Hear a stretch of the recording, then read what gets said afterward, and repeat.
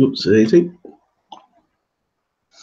And we are live. Good morning, good afternoon, good evening. Welcome to BWTM Sports. If you haven't already, hit the subscribe button. Please hit that subscribe button.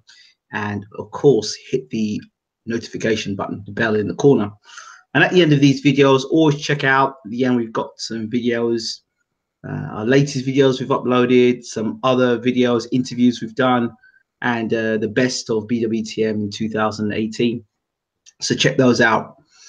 Also check out our Facebook page, BWTM Sports Channel, and our group, BWTM Sports Channel Group. Inside the group, you'll be able to chat and talk to other members, meet other members, share your opinions, of course, and post your sports videos, topics, blogs, whatever. So get involved. Okay. So that's enough from me. We have our correspondent, our Eastern European correspondent with us, Eugene. Good to see you in the room, my friend.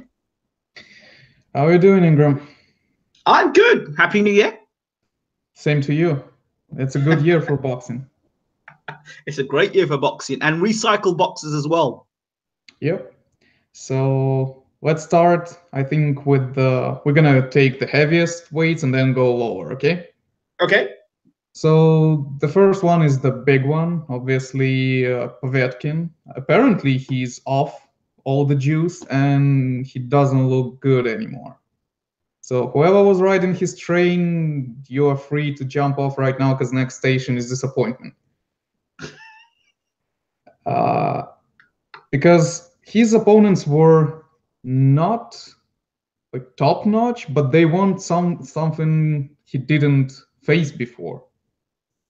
So if he was, basically the guy to, knock out Takam and Perez in the first round, then the fact that he struggled against Christian Hammer and Andriy Rudenko, well, you kind of can, subtract a little and get the point that since WBC started looking into him under a magnifying glass, his all power went somewhere. He's not as scary anymore. So he's traveling out of Russia, which didn't happen, I think, for more than 5 years now. Yeah, I think the last time he fought outside Russia was in Germany in 2012. So that's something as well, because they cannot do anything funny in Britain. I'm not sure about the prediction for the fight, but I just don't believe in Price that much. He disappointed us on many occasions and got knocked out by people who are not really big punchers. Okay.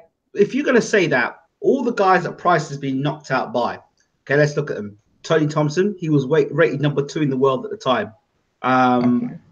Who else? We've got the man who works in the kebab shop there, say, what's his name again? The European champion. What was it? The German, Erkan Tepper. Tepper, okay.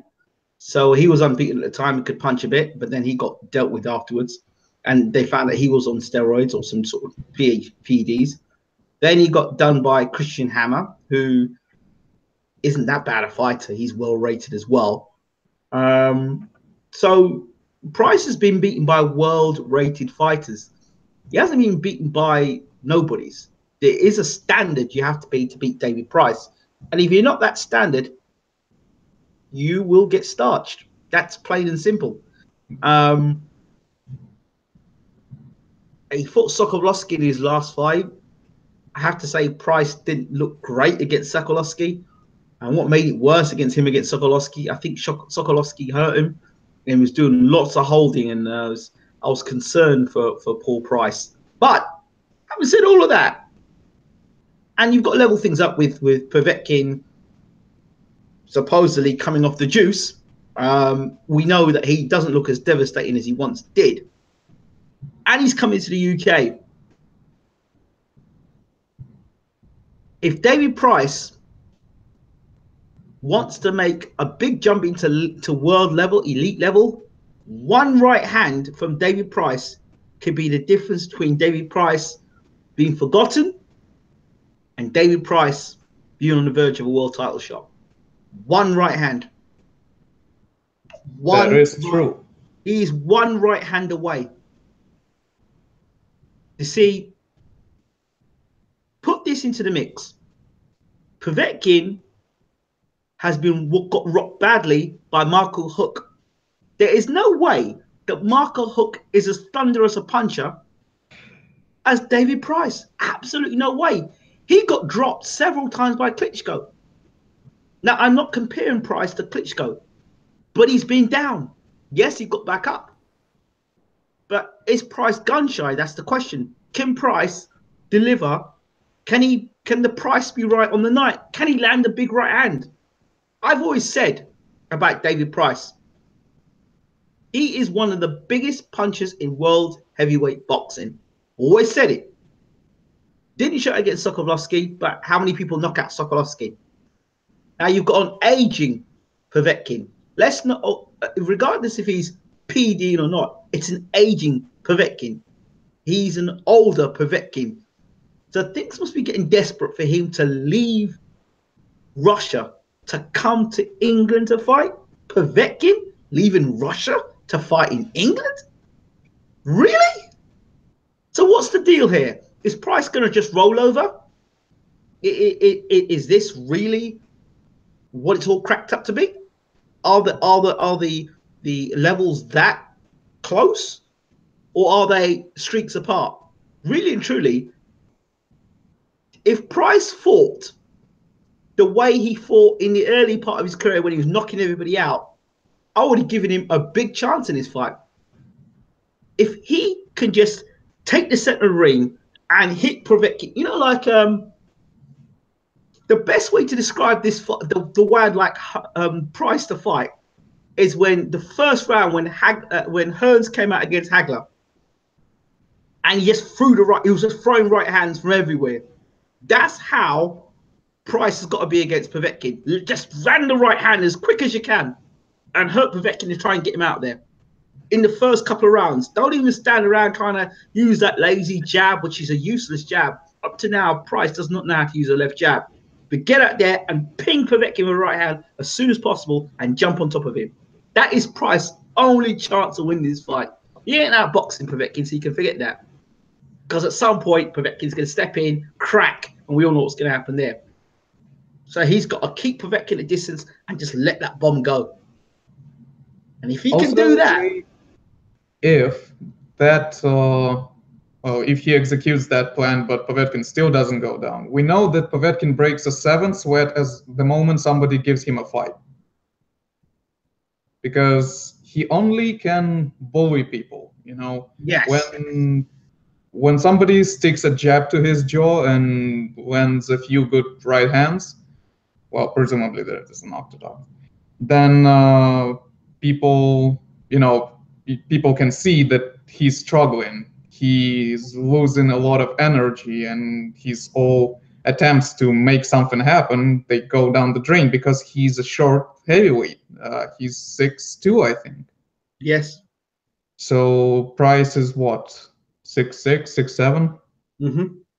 So, he should fight like a taller guy and, stick into him as much as he can so that damage counts early, and then as the fight goes on, he can use that as a leverage. Because if he goes in just to box, kind of make, I don't know, just to throw a couple rounds to see what's happening, that is the recipe for him to lose. Disaster. But we also have to remember, this is David Price. All being said about the right hand, like, that's a plus. And then here come the minuses. Chin, defense, jab, gas tank, nervous energy, mental strength. So for the 1 plus, there's about 5 minuses. And the minuses, so to eradicate those minuses, for example, the stamina, well, just don't go the distance. Make sure you get this guy out of there so you're not going any distance. 2, defense. Make sure you're landing your punches. And the Povetkin should have. Povetkin's got no business landing on Price in terms of reach and height. Povetkin's got no business being on Price's chest. No business whatsoever. So that's that. The chin is the same thing. Well, if he's keeping a jab in Povetkin's face, there should be nothing. Should be jab, should be in Povetkin's face, blind him, hit with the right hand. Povetkin should not be getting it inside. For a man who's fought at the Olympics or the World Championships, Price, for all he's done in his career, I mean, basically should be putting a jab on Povetkin and landing the right hand and getting him out of there and saying, look, you know what? I'm the physically bigger man. I'm the stronger man. You ain't got no business coming into England and trying to beat me up. No. You ain't got no business doing that. Price has got to go like ghetto on him. Pretty ghetto. If Price has got a really mean streak, he's got to come out. Yeah, you got to jump him. Price has got to fight like a psychopath on that night. He's got to fight like a psychopath. But he got to be still, you know, kind of smart with it, because if he just goes in all the fury. No. Stop the smart business. Price and smart. Not being disrespectful to Dave Price.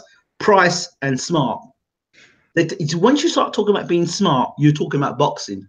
When you talk about boxing, if Price was smart, he would have got his jab together a long time ago. So we're not talking about. There's no smart here. There's got to be no science. This has got to be brute force. That's how he's got to deal with this. No science in this, brute force. He's got to go out there and take Povetkin out. The minute you tell Price, you know what, stick behind the jab and look for open, then you're going to start looking around and looking at Povetkin and getting respect for Povetkin and popping a lazy jab out. And then before you know it, Povetkin's on his chest and you know what's going to happen. You know what's going to happen. So he's going to be told, you know what, go forward and keep going forward and don't allow Povetkin to get on your chest. Do not take a backward step in this fight. Straight forward. You knock this guy out, you are in the top 10 of the world ratings. What, you top 3? Well, and you also secure #1 in various organizations. I think WBA for sure. So he gets the opportunity. If he beats Povetkin, you know who Joshua's fighting next, don't you? Yeah. You know. Also, Joshua's mandatory is winning away. You know, he's drifting. And I'm talking about Pulev. Yeah. He's looking to fight the winner of Char versus Aquendo. Yeah, I'd do that too. So, you know, it's vacant. Price has his chance to step in. Of course he has. You know, then you're looking at the winner of Joshua versus Parker. Possibly they would entertain. I mean, Parker versus Price. I'm sure Parker would rather fight Price than fight anybody else. I mean, you know, because of Price's vulnerabilities. Obvious. Yeah. So I think it's a fantastic fight, a fantastic opportunity. Probably the best opportunity David Price has got in his career, believe it or not. One right hand away from being a legitimate challenger for the heavyweight championship of the world and a defining night for David Price. Can he do it? Yes, he can do it. Yes, he can do it. Will he do it? Well, that's another question altogether. And of course, I can't explain to you why, you know, you're kind of like this about Price. Oh, yeah. And another one that is really important for us, and especially for this channel, is Mr. Ali Bashir's guys are fighting this Friday. Oh, wow. Are they? Didn't know that.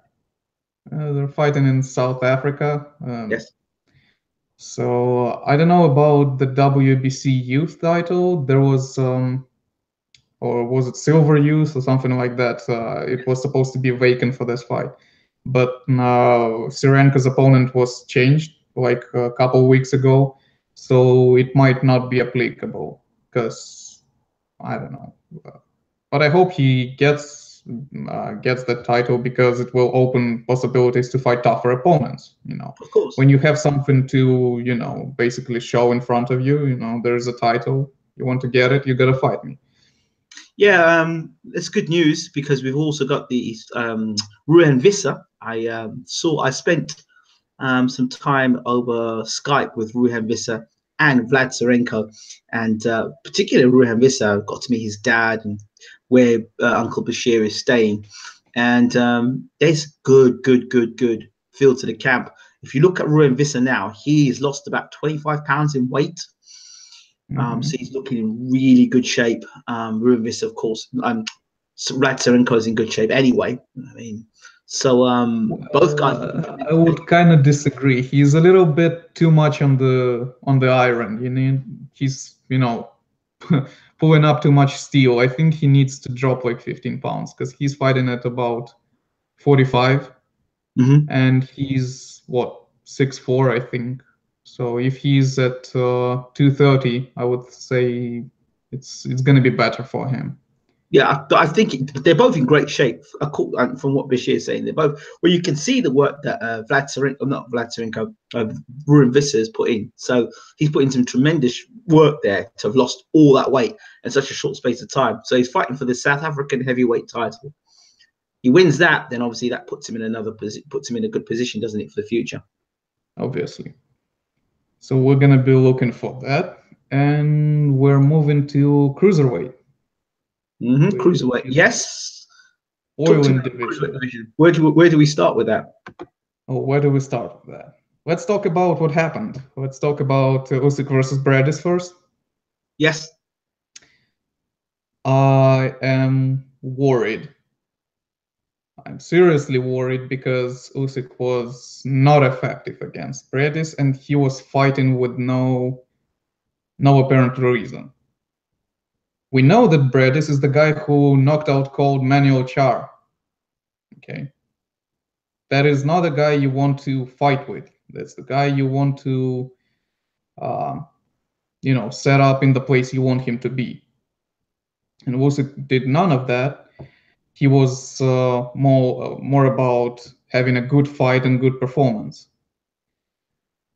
And I've read an interview about, I think it was a journalist who visited his camp, and he wrote his observations about what is going on. He didn't say who is sparring with who and, what technically is going, but, general picture. He's saying Usyk loves to abandon the technical part so much and start fighting in the training camp, just going at it, that he sometimes just, gets dragged back by his team that we're practicing something. Stop all of this, He's kind of getting drifted away just by, the thrill of the moment that I'm fighting a tough opponent. And he gets kind of absorbed into it when he needs to stay smart because he's the guy who can stay smart. We've seen it. He can take opponents apart and can do very good things with the things that are natural to him. His good footwork. He's he's obviously a tall cruiserweight. He has a long reach. He has absolutely magnificent gas tank for that pace that he settles. For example, with Glavatsky, he didn't look like he cannot go another, 3 rounds at least. When he was boxing the last round with Glavatsky, it was like, well, if it goes 15 rounds, he can still look the same. Because he was looking quite fresh. And with Bradis was countering him all the time, He wants to fight, and Bradis was sticking hand into him and basically making him look quite mediocre, He wasn't like a guy who would definitely win the tournament. It was like a big question mark. Well, I said it to you before about Usyk. Fight by fight, his technique is going out the window. What's going on here? You're seeing Usyk rely heavily on his amateur pedigree. His trainer is just kind of like a yes man. His trainer now is a guy that has very little experience in the boxing world and wants him to attack. That's what this trainer he has now, which is just his mate, his good friend. That's what it's about. There's no finesse in what's going on here. I've said it before, and I'll keep on saying it. Usyk is taking way too many punches now. Too many punches. You know, he's not using his footwork in the same way. He's standing straight up in front of guys for them to hit him. And he wants to get involved in these fights now, which is fine until you meet a guy who has the power to put your lights out. That man being Gassiev. Now, I always say this. When you're boxing, it's all about percentages. It's about you landing your punches and not getting hit and not get hit. Now, the two contrasted styles, with Usyk being with Bashir and Usyk being with his trainer now, Usyk with Bashir would say, listen, we need to get in, we need to get out. We land punches, we get out, we slip to the sides. We don't back up straight from punches, we don't get into brawls, we don't get into wars. We get in, we do our work, we get out. We are not interested in getting into 50-50 slug outs or in when percentages, in the sense that, well, if I stand and trade with this guy here, I'm giving this guy more of a chance to get into the fight, more of a chance to hurt me, and more of a chance of me to get knocked out. Whereas with the Bashir way, it's like, 80-20. If I get hit, it's because it's a good shot, not because I've put myself in stupid positions. What the guy has got now, attack. And of course, the people that are around Usyk, and of course, they want Usyk to be this exciting star. So it's bums on seats and television views versus the safety of the fighter and the longevity of the fighter. So you look at Usyk's hands; his hands are always not being wrapped properly. So he's got problems with his hands as a puncher. That's a problem there, especially in a tournament like this. You get less time for your hands to heal, and then you are attack. So you're taking more punishment in fights. So therefore, your face is now bruising up. Whereas the strategy before was prolonging your career. Now you're trying to have punch and bang 'em up fights.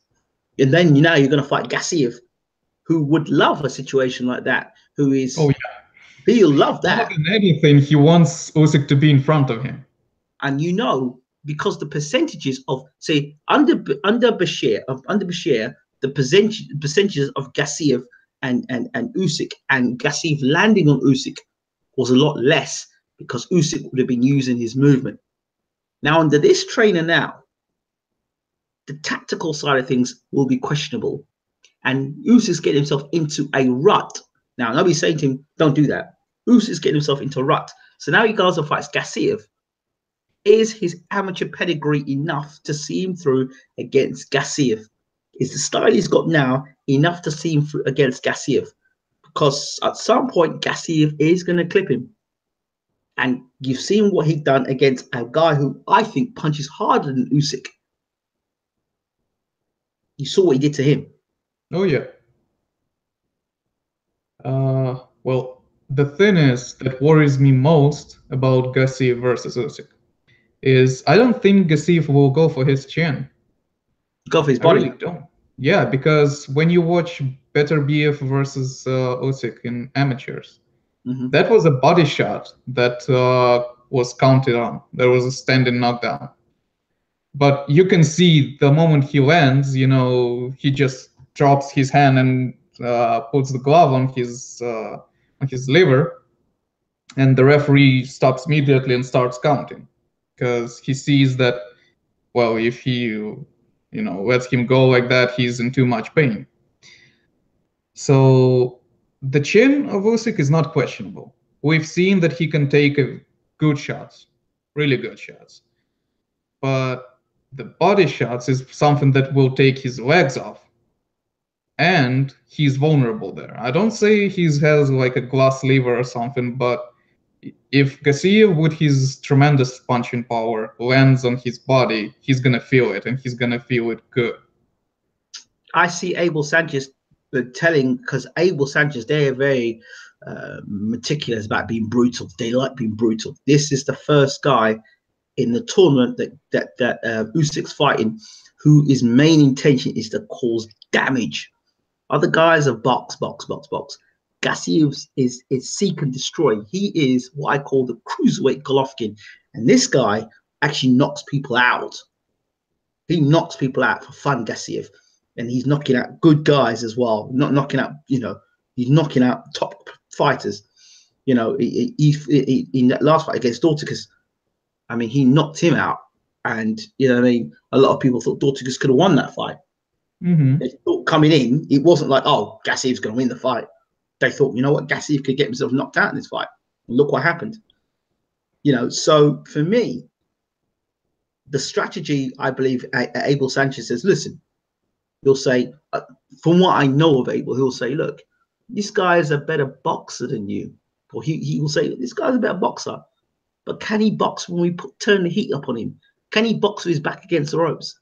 Can he box if we take our time, be patient, land the body shots, and take this guy out late by landing body shots? Yeah, I think we'll lose a few rounds in this fight for sure.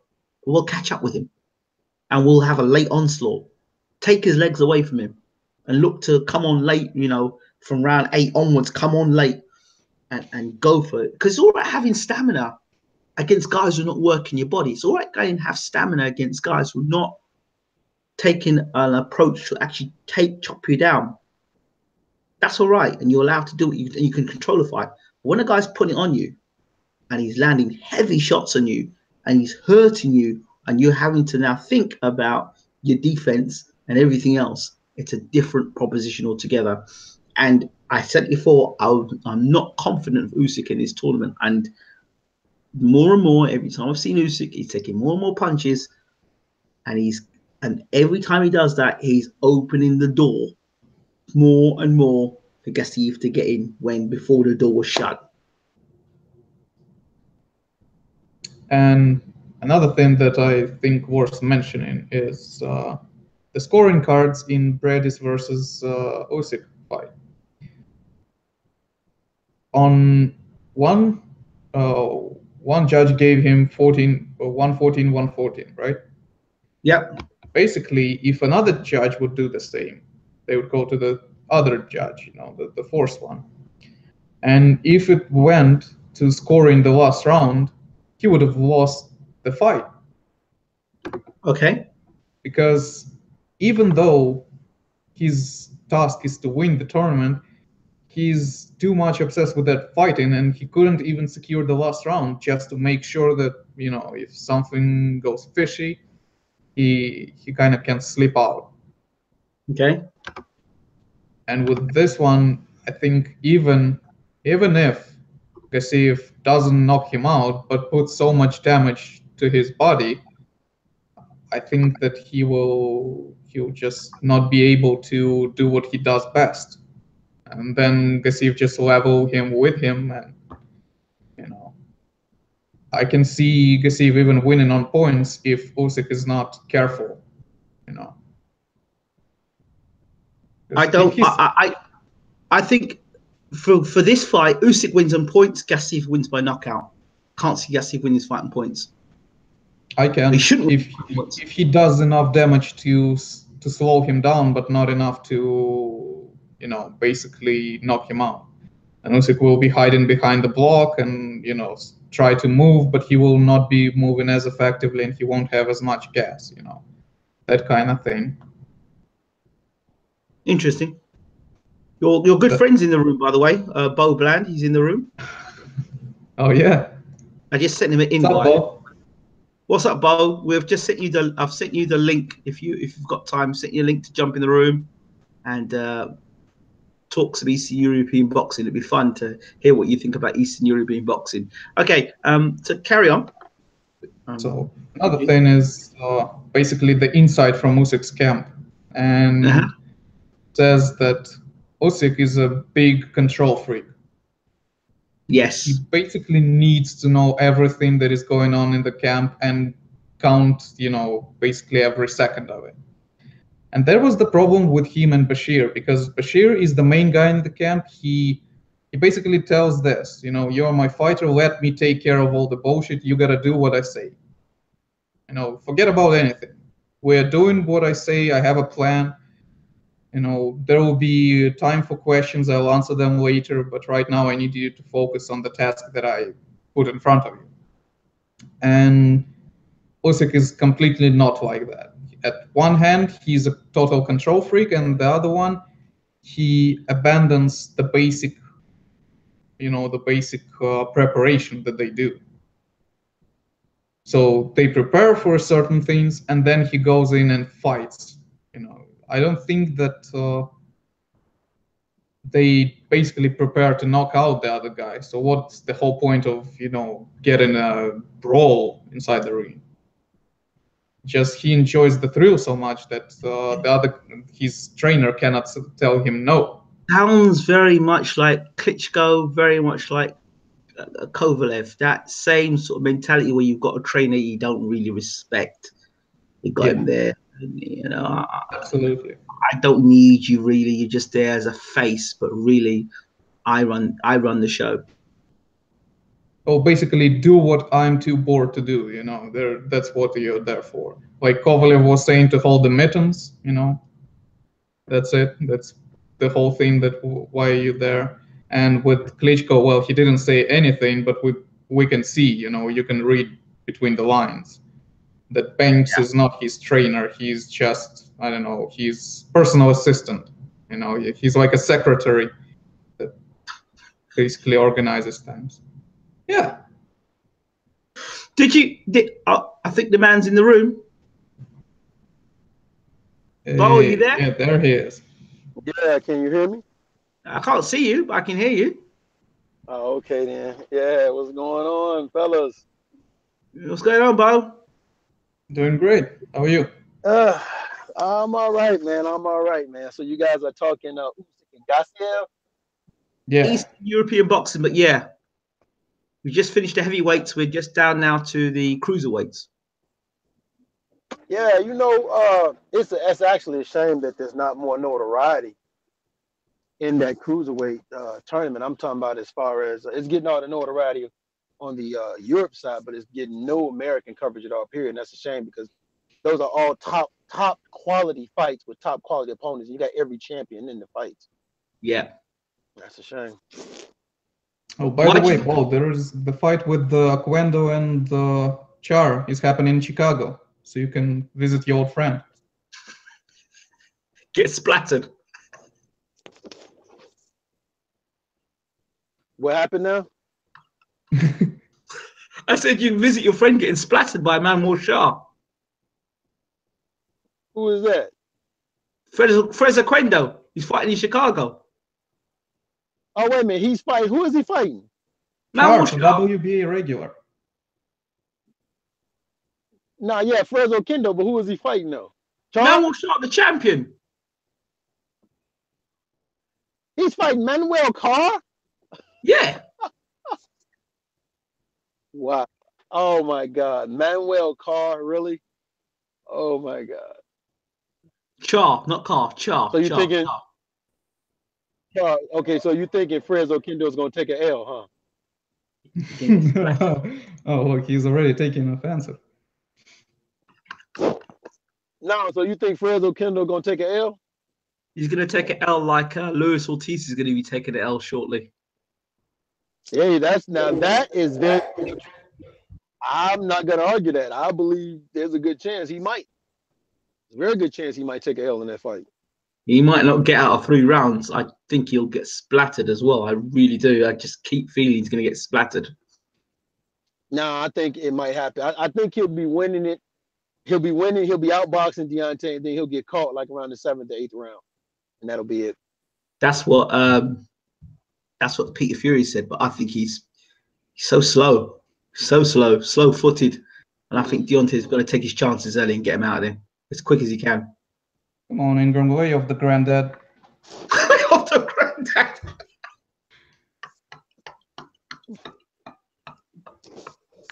So I see. You said Dortico's got knocked out by Garcia, but that was in the 12th round now. But I told you to get beat, didn't I? I told you to get beat. Yeah, he got beat, but in the 12th, he got beat in the 12th. So it wasn't like wasn't like he got beat early in the fight. It happened like in the very last round, and that's because he was tired. And he was actually tired, reckless, and he made no adjustments. And I give all the props in the world to Gassiev. Gassiev made all the necessary adjustments, and he showed a level of ring IQ that I didn't think he had. So man, props to him for that. Yeah, Gassiev's a bad man. What kind of level IQ can you have when the guy is just throwing 1-2 the whole fight?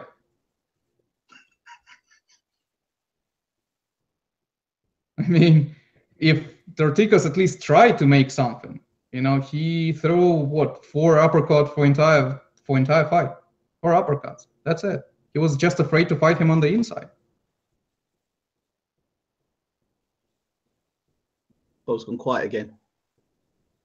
It's okay. He's just driving all the way from Chicago to Toronto. No, okay, no, I didn't hear you. What did you say now?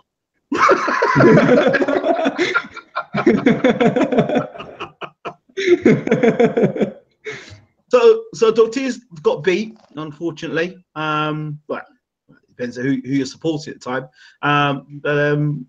I guess, but it's good to see the best fighting the best. That's the main thing I like about the cruiserweight tournament. It's the best fighting the best, and there are no easy fights. So that's a good thing. What do you think of Usyk's fight, Bo? That Usyk and Gassiev fight, oh man. After watching what Gassiev did in the Dorticos fight and showing that he can make adjustments, the problem is the elusiveness. If Usyk can remain elusive, he can keep giving Gassiev angles. Because the thing about Gassiev, and even in the Dorticos fight, is if you're not within punching range for him, he won't necessarily let his hands go. He tries to get in punching range. But I've also seen Usyk take more punishment here lately than I've ever seen him take before, because he's starting to be more flat-footed. So if Gassiev can jump on him and go to his body, I said it. I told you this from when he entered the tournament. I said you'll see once he leaves Bashir, his skills erode fight after fight after fight, because they're not going to top anything up. Just Usyk's off the point where he believes that he doesn't. Bashir can't teach him anything. He believes that he knows all about boxing. He's at that point. So there's going to be no improvement in your style. Yeah. There's going to be no adjustments. There's going to be the same old happening. Like Klitschko, the erosion of skills after Emmanuel Stewart left and Banks got in.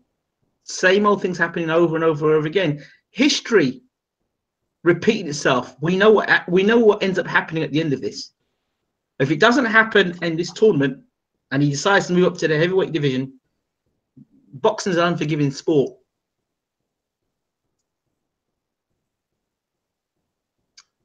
You can't just be taking punches because you got a good chin. You have to be careful.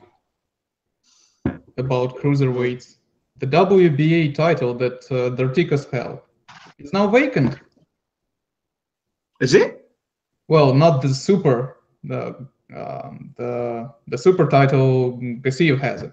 Where? The one that he had and got upgraded when they retired Lebedev basically told him, well, you got it in the locker room, right, after, Guillermo Jones, right? So he got, a gift in form of a belt, and then he lost to Gassiev but didn't lose the title. At some point they were like, okay, well, we're gonna fix it somehow. So they just retired him, said, okay, guy, you had enough. And now they're setting the regular title back vacant. Hello? Yes, Bo? You there? Yeah, I'm here. Also, you have to understand the IBF, they don't normally regulate unification matches with second-tier titles, meaning that they was against him fighting for the regular title. They wanted the super title because they don't normally do unification with lower-tier titles like the regular title. So they had to, Lebedev agreed to go into recess or retirement or whatever. But the thing about it is, he can come out and he can challenge for that belt at any time. Yeah. And Tony Bellew said that he's going to challenge, use his WBC Emeritus title and fight the winner of the tournament. Yeah. Tony Valley is quite a fruit, Man's making plans. Man's making plans, and he ain't even beaten David Hay for the second time yet. But he's making plans. Good luck to Tony Valley. Wish him all the best. Yeah. Let's just hope he doesn't get a rude awakening in the rematch against Hay. He might be, but hey, I don't know. Every time you see him on Instagram or something, he looks fantastic, and then he just like a rotten corpse inside the ring. It's terrible. Okay, so we're going to move from the cruise. Is anyone else in the cruiserweight division we need to? Oh, by the way, what was that message that thing that Usyk was saying about Bashir? Oh yeah. So basically, he wanted to straight out what happened between him and how it basically went, why they separated. And as I said, because he's a control freak, he wasn't feeling comfortable around Bashir because Bashir is the main guy in the camp. That's how it works. He sets up everything. He doesn't report to anybody. He has a plan. And later on, he's gonna explain everything. But so far, you gotta do what you're gonna do. Usyk does not tolerate that. He really feels nervous when somebody has more information in the camp than he does. And he decided to part their ways with him. He basically said that, well, the way that we did it was really clumsy and dumb, and because of all the language barrier stuff and whatever, I could not call him, and something came up, I had to fly. Well, there's basically that kind of stuff. But the basic reality is that he changed him not because of Iggy's Klimas, but basically because of how much he wants to be in control. And Bashir, if he plays as the number 2, he doesn't give you much. We can see it in Klitschko. If he's number 2, he might as well not be there. Yeah. You're not going to learn anything from him. So it's a shame that they couldn't figure out in between themselves. I actually think that if they talked, and basically Usyk said that I will let you do what you do, but you're gonna tell me what it is that I'm doing, they could make it work. But I just think that somebody wasn't smart enough to do that. I find it absolutely appalling that somebody who's been your trainer, taking you to the championship of the world, you don't have time to call them. Yeah, and he said that Bashir was a father figure for him. A father figure for him. I think also he said they communicate regularly. So I don't understand why. And translation, well, if translation was an issue, then why is it that wasn't there would have been a translation issue throughout all his career? And that can't make sense because I know Bashir has a fairly good understanding of Ukrainian. Well, they had a decent level of communication to get to the championship level, but you cannot tell him that, sorry, I feel kind of uncomfortable, It doesn't make sense to me. It sounds like kind of whistling out because he was, kind of hiding his irritation, that kind of stuff. It sounds to me that someone's got back to Usyk, or the public are responding to Usyk's the way he treated Bashir, and it's getting back, and they're trying to do some quick sort of PR, public relations, sort of smooth things over. That's what it seems like to me. How much shit Usyk got for hiring Bashir in the way he did. Like, there's some people who were just, well, he got you to the championship level and now you're switching. It's one thing, but the others were like, well, how did you do it? Well, how did he deserve to be treated like that? And that ship was steering for a couple of months. They weren't really quick on the response. And Krasyuk, his promoter from K2, he was saying, well, there was some things, and he prefers this way and not this way. It was basically non-answer, kind of like a politician. He starts talking but never gives you an answer. Yeah, it was a bad look. And what makes it worse is that his performances since he's got rid of Bashir have not improved. Yeah. He's regressed. So your decision to get rid of Bashir, well, okay, if you got rid of Bashir and then your career and you've actually been a better fighter from it, then to me that makes sense. But can you show me where Usyk's improved as a fighter?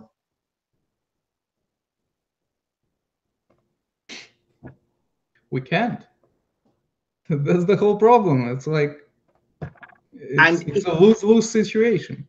And if you're not improving as a fighter, then you're regressing, because boxing's a continual thing. You've got to keep growing, keep moving, keep improving your jab, keep improving your footwork, keep improving your defense, keep improving the way you're slipping shots. But if you think that you know it all and you don't need to learn anything else, then when you're going into fights and you're getting banged up, before you weren't getting banged up, now you're getting banged up. You think, oh well, it's boxing, I'm going to get hit anyway. So you're not paying attention to your defense. And then your hands not being wrapped properly, so then your hands are getting banged up.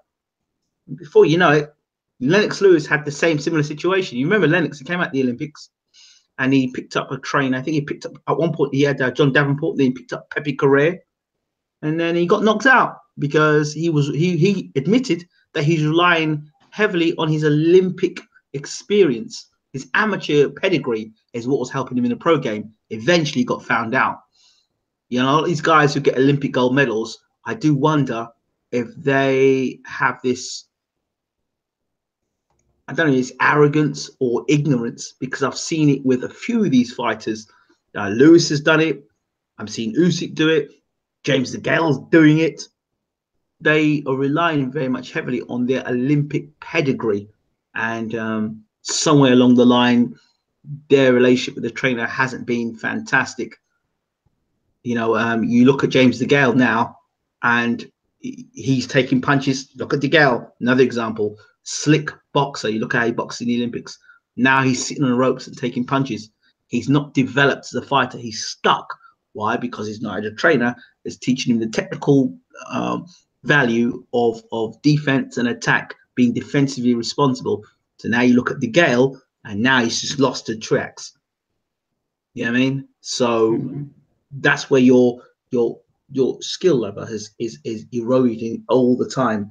And with Usyk, the same thing's gonna happen.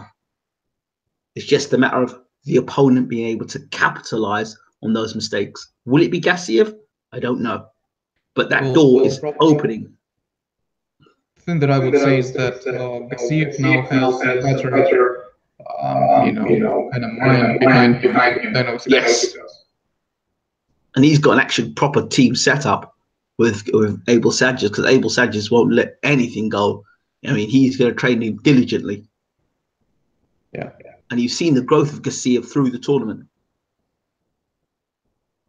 And Ball left. Yeah. Yeah. And well, that's about it for cruiserweight. So we can talk about light heavyweights. Okay, talk to me about Sergey Kovalev's opponent. I've never heard of him. Tell me about him. Mikhalkin,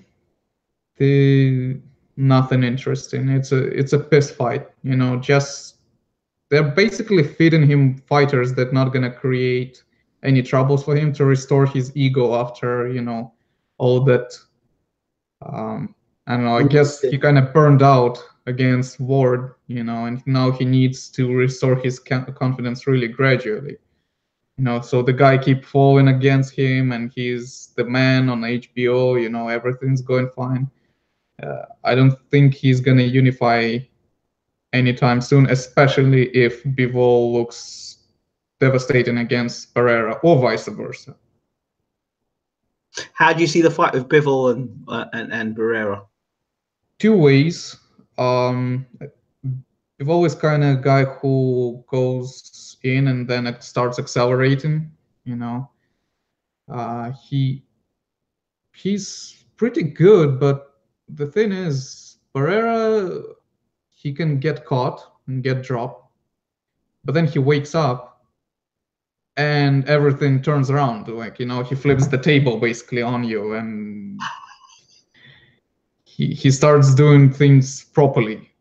as soon as he gets knocked down. You know, it's happened with Shabransky, it happened with Joe Smith Jr., it happened with I think what was the last guy he fought? I think he's from Dominican Republic or something like that.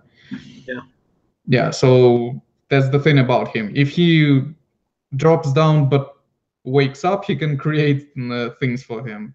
If Bivol capitalizes on it, because Pereira kind of sleepy in the first round. If Bivol drops Pereira, you think you can keep him there? Has he got that kind of power?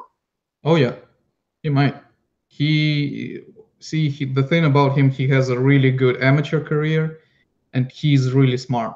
Like if I would to put Bivol against Kovalev, I would put my money on Bivol. They say some people said it was because Bivol, the emergence of Bivol, that's why Ward retired. Did you believe that? That's nonsense. Well, yeah, people believe it. Yeah, people who believe it. I've read up stuff and I thought, really? He retired? The guy just beat the top guy in the division twice. You know, he basically first one kind of okay, he scratched out the victory somehow. The first one he completely embarrassed him, you know, and now he's gonna retire because some guy with 10-0 is gonna come and whoop his ass. I don't believe that. It's nonsense. I don't believe either. But if you read boxing forums, boxing forums give you cancer. I can tell you that much. The longer you read them, the worse your condition is. Okay, anybody else in the light heavyweight division to talk about? Of course, we have Gvozdyk in elimination. Yes. With WBC. Basically, Alvarez being a really sneak. He was trying to secure the fight with Adonis Stevenson when it looked like it's gonna fall apart with Badu Jack, and he's still the number one. Well, he was put aside, and because he pulled out of Gvozdyk fight as well, he got pushed back by Gvozdyk. Now Gvozdyk is fighting with some. Let me check his name because the guy is pretty much Mehdi Amar. It's 34-5 guy. Okay. Any good? Not really. He got knocked out by guys I never seen. The only guy I've seen is Najib Mohammadi knock him out in round 4, and Najib Mohammadi didn't last 2 rounds against Gvozdyk. You know. So it's a complete mismatch, but you kind of see that now the attention is only on Jack versus Stevenson. I think Jack beat Stevenson. I've been saying it for ages. I think he beat Stevenson. And also Stevenson is old now. He's 40. So with his activity of fighting once in a year, you know, against goddamn Fonfara. Why did that fight? Why was that fight made? It makes no blood. Why was it made? Why was it sanctioned? Why was it allowed? Yeah, it was a piss fight. Of course, it was disgusting. I mean, I'm a big Stevenson fan, but his moves have been. You can't defend his moves. I'm sorry, you really can't defend them. Not anymore. Not when you hold a WBC title. If you hold an IBO title, yeah, it's acceptable. But if you hold a WBC title, the most prestigious title in boxing, that's not good. The regular title is kind of the same, you know, you're getting something less than actual guy, but with this one, and the whole situation with Alvarez is so dumb. How is it more profitable to pay up the guy 5 times or 4 times with step aside money? Do you know every time a guy's paid step aside money, the first time, okay, fine. The second time we start looking at you. The third time we drop you down the rankings. We step you aside, pay step aside money and drop you down the rankings. And give somebody who actually wants to be up there. You've got to fight. And the third time, you've got to fight another eliminator, I think. Well, did you know that the first time Povetkin was going to fight Klitschko, he was trying to come as IBF mandatory? Okay. And basically, IBF said, okay, you're going to fight him. And they were like, not yet. So basically, they just dropped him. So the next time they they wanted to fight Klitschko, they had to climb the WBA rankings. Okay. You know, so there are sanctioning bodies that are really strict with their rules, but they always work. And the IBF is they're so strict sometimes it makes no sense. Like with the Fury. Yeah. You know, he was supposed to fight with Glasgow on 3 weeks' notice or something like that. It's a retarded statement. Yeah, but hold on, but then Joshua was meant to fight Povetkin, was he? Or Brazil. Or yeah, he for the IBF. Yeah, he fought Brazil for. I think it was Brazil. And they never stripped him. Why would they strip him? Why didn't they strip him? They stripped Fury, but they didn't strip Joshua. Oh wait! He fought Brazil for the IBF the first time when he got it, right? Captured it. Then he fought Klitschko, and he was supposed to fight Pulev. Yes. For IBF. Yes. But Pulev got injury, so Pulev was and there was Pulev and Povetkin, I believe. Povetkin. No, that was Ortiz. Ortiz was trying to win the. Yeah, there was Ortiz or Pulev. One of the two fights he had to have. He fought neither. Yeah. And basically the whole thing was about, okay, Ortiz was kind of going wilder path, so he's kind of out of the way, and then they were making a Pulev fight, but he got injured, and they replaced him with Takam, which showed kind of interesting colors about Joshua. He didn't look good at all. No. So the stoppage was absolutely foul. For me, that was just to save his 100% knockout ratio. I don't see how Takam was hurt or going down. And they were trying to stop the fight in the 4th round. That referee was looking to stop the fight anytime he could.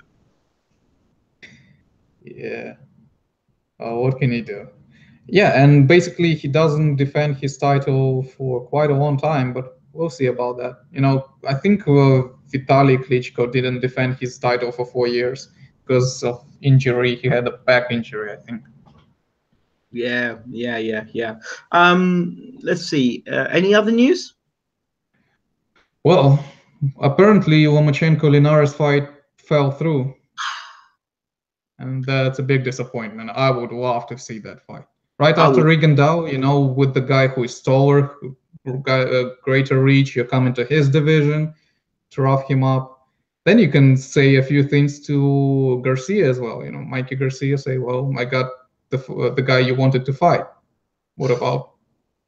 The one thing I don't want to see is Manny Pacquiao versus Lomachenko or Manny Pacquiao versus Crawford. I don't want to see Manny Pacquiao at this stage of his career. I said it last night. I see him as a journeyman. Finished. Guy shouldn't be boxing anymore. I would watch him against, meaning Pacquiao, against. No. Jeff Horn is secured with Crawford, so it's not gonna happen. Well, I would watch him against what was the name of the guy? Matisse, Lucas Matisse, who went from 140. You would fight Pacquiao against Lucas Matisse? Well, one guy got knocked out by Postal and now kind of climbing up. Pacquiao can have a retirement match against him. Well, you want murder or what? You know, it doesn't seem like he's coming down, the whole thing with Manny Pacquiao, and Bob Arum still needs to somehow squeeze money out of him. Yeah. I think he's got a fight coming up, hasn't he? Pacquiao's fighting. Who is he fighting? He's fighting somebody, isn't he? Yeah, he's fighting somebody. That's the whole problem. Mike Alvaro. Mike Alvaro, he just takes punches for fun. Mike Alvaro. I don't know. It's nonsense. So anyways, Lomachenko versus Pacquiao, I don't want that to happen, but I see that happening at 140. I just see Bob saying, okay, Manny, you know, time for the last one, come on, you know. Because he somehow needs to bump Lomachenko up, you know, so everybody talks about him. But at the same time, they cannot secure a really decent opponent in his weight division. For whatever reason that is. With Linares, I think Golden Boy wants it to be on HBO on Gennady Golovkin versus Canelo rematch. And Lomachenko wanted to, and his team wanted to be on ESPN, and they're having a whole like thing. Alvarado said Alvarado's a walking punching bag. In terms of, I heard Ray Beltran, and I'm happy. I'm really happy Ray Beltran won the WBO title. By the way, they talk about Beltran fighting Lomachenko. That's what this possibility of happening. Well, yeah, he's kind of like a replacement. But the whole thing, it stinks. WBO typical. Beltran, a very good fighter. I'm glad he won the world title. And people say, oh, well, he didn't win the world title. As far as I'm concerned, Beltran was robbed of a decision against Ricky Burns. And he should have been world champion that night. So it's swings and roundabouts. Beltran's champion now. Unfortunately for Paulie Moses, but yeah, Beltran's the champion now. And I don't see why Beltran should have to fight Lomachenko in his first defense. I really don't. But if there is a word that you can describe every organization, with WBO, it will be favoritism. Like, you cannot imagine how absolutely, I don't know, euphoric they were when Canelo said, I'm holding the WBO title at 154, sorry, and WBC is a trash belt. They kiss him in the ass, absolutely. Because it's such a silly situation, because basically he's choosing their belt over his, so they made him a mandatory to Billy Joe Saunders, even though he's not in his division. That's boxing politics, isn't it? Let's be honest. Oh yeah, absolutely is. And Canelo weight, well, you know, Canelo weight. Well, Canelo, since Golovkin seems to be on the rematch. Yeah. I actually think I'm looking for Canelo to either stop or knock Golovkin out in the rematch. I can see that happening. I think it would go more like Kovalev War 2. Yeah. When the first one, Golovkin had some success and probably won it by one or so. But then you know, the whole thing with the rematch, and in the second one, he's not gonna do anything. I don't see him improving at 35. No. You know, the whole thing in Abel Sanchez's stable is that Gassiev is really young and flexible. You know, you can mold whatever you want out of him. Yeah. With Golovkin, it's too late into his career to change anything, and I don't think he will surprise Canelo even if he does more of the same. Exactly. Absolutely.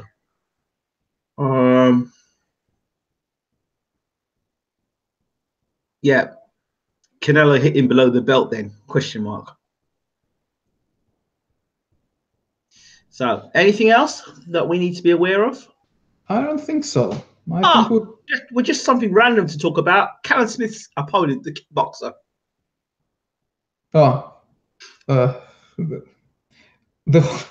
Jesus Christ. Jürgen Bremer, I was picking to beat Colin Smith. I thought so too. I think he was an experienced guy. He belonged in that tournament, especially after he went down from 175, I think, right? Yeah. Any conspiracy theories as to why you think some guys from Liverpool visited Bremer's house? What do you think it was? Nah, I don't think so. With Bremer, I think he's just a little bit too old. The last with Clevery, he pulled out because of injury, and now he has, I think, some infection that is like raging within him. So it seems that. Well, then they should have known. I don't know. How long did they know that Bremer wasn't going to fight and take this fight? Well, whatever it is, we get a shit fight that basically. Colin Smith will probably win that. I kind of see that happening. But in the other one, I think Groves will win the tournament. I said Groves was the favorite coming in. What do you think of Eubank? Oh yeah, what do you think of my breakdown of Eubank Groves, and then what happened afterwards? First of all, I had a gut feeling for some reason that Groves will win. But I don't have that much knowledge of them in the amateurs and, you know, their whole build-up. Because with with guy like Eubank, it seems like when he doesn't get it his way, he gets too frustrated to go, to try something else. Well, that's the amateur experience. You see, we more and more, it seems to be quite important that guys who've got decorated amateur careers against guys who didn't fight much as an amateur. And it's beginning to make me wonder about the light heavyweight contender, Anthony Yard. I'm beginning to get concerned about him because, again, he didn't have much of an amateur pedigree. And the guys that he's fighting all had good amateur pedigrees in that light heavyweight division. I'm concerned for him now because there seems to be a record of guys who fight amateur pedigree, well-established amateurs or world or Olympic or well-traveled fighters who are amateurs, turn pro, and then they're fighting guys who've got very limited amateur experience, fighting the pro game, learning on the job, and then they get into a big fight.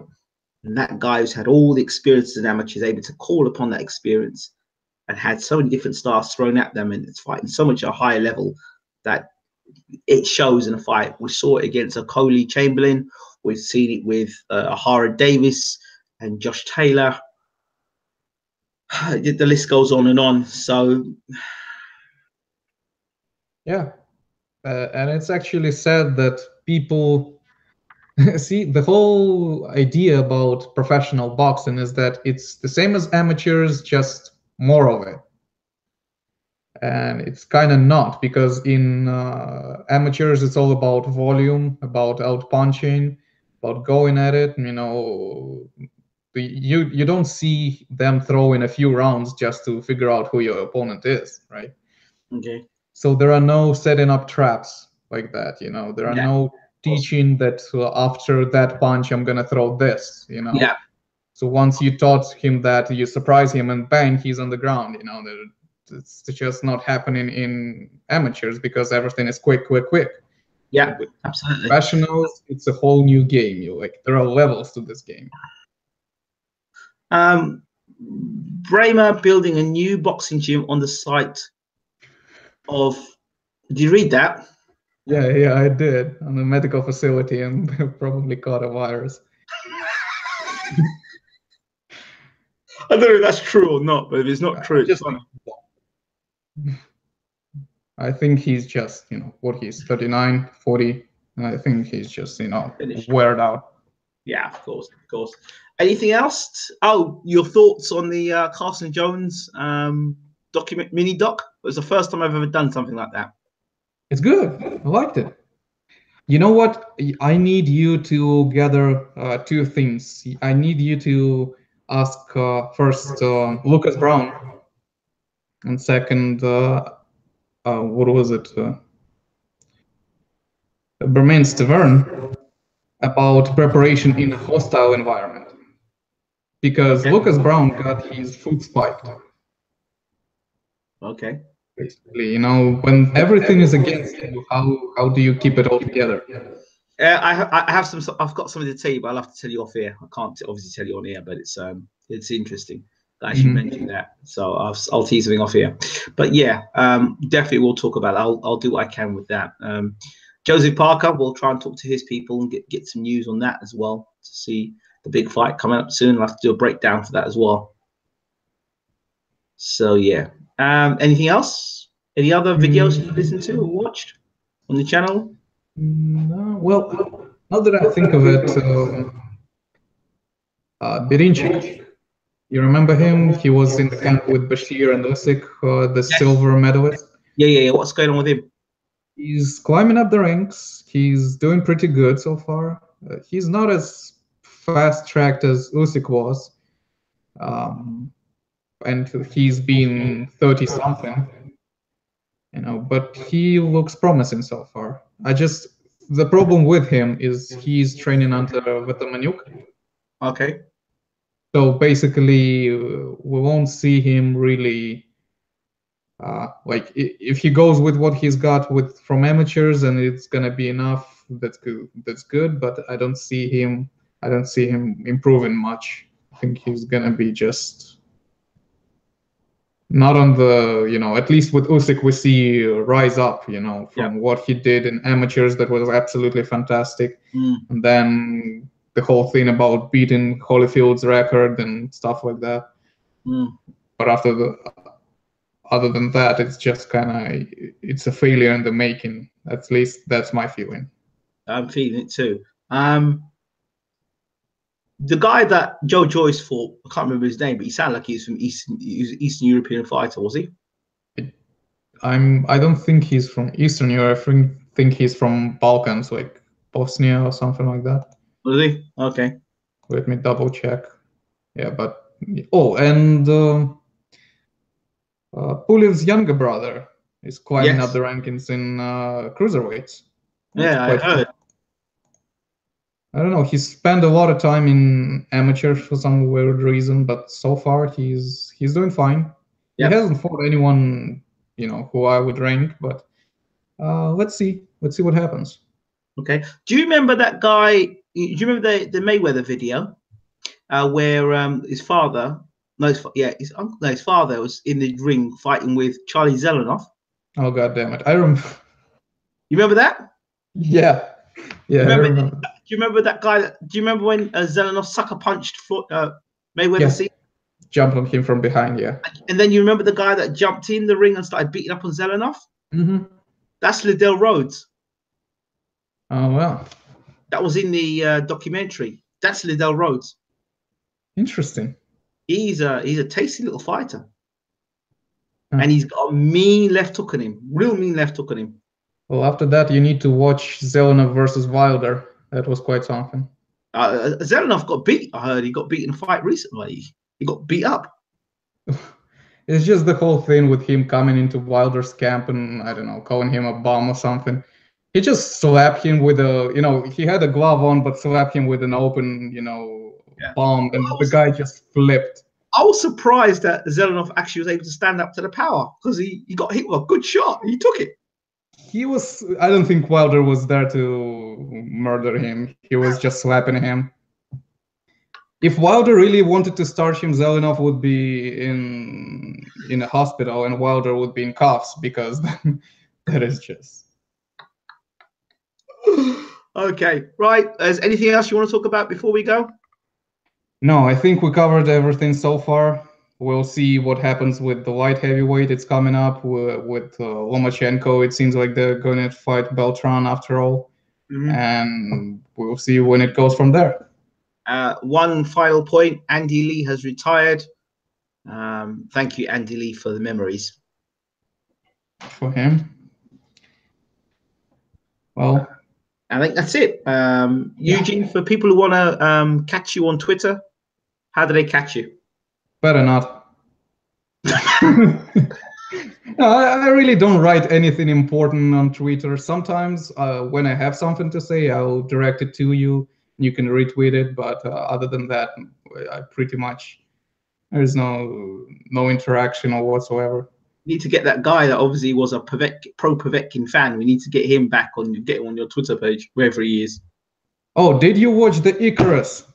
I haven't seen it yet. I'm going to see it tomorrow. I promise tomorrow I'm going to sit down and watch Icarus tomorrow. I will watch it tomorrow. It goes from 2017. Well, I'm going to watch it and I'm going to do a movie review of it afterwards. All right? All right. Promise. I'll even do it live with you. All right? So you can ask me questions. Right, sure. Promise tomorrow I'll watch Icarus. All right? Then thank you, everyone. Once again, thank you for Eugene for giving us the latest gossip from the Eastern European boxing world. This is it. BWTM Sports. Don't forget to hit subscribe, like the page, like the videos. Check us out on Facebook, of course, BWTM Sports Channel and BWTM Sports Channel Group. Get on there, become a member, and just talk sports. Right, we're out of here. Take care.